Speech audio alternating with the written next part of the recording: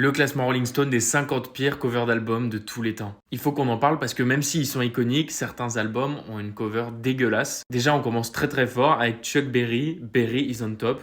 Voilà, la cover ressemble à ça. C'est vrai qu'elle est vraiment horrible, mais je peux pas m'empêcher de la garder dans son contexte de 1959, où le design graphique était pas du tout répandu, et elle garde quand même un côté hyper iconique selon moi. Juste en dessous, on retrouve celle de Michael Jackson, History.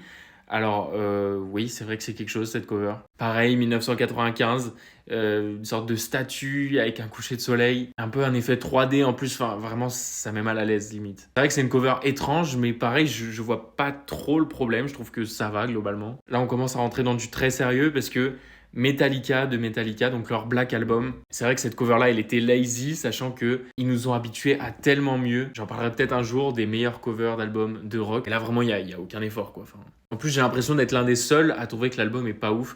Bref, ça, c'est un autre débat. Ça m'a un peu choqué, mais c'est vrai qu'en y regardant de plus près, cette cover est catastrophique. Même si l'album est incroyable et que c'est le tout début des Beatles, ce collage photo, il y a rien qui va. Pareil, il faut remettre les choses dans leur contexte. C'était vraiment hyper compliqué à l'époque de faire ce genre de choses.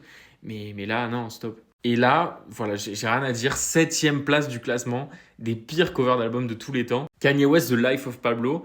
Je sais même pas quoi dire. Honnêtement, je trouve que cette cover d'album est incroyable. Certes, elle est pareil un peu lazy. Elle est à remettre dans son contexte. On peut ne pas comprendre à premier abord.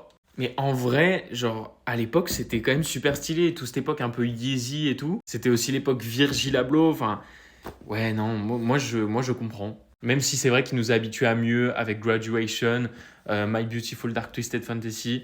Oui, c'était du vrai artwork.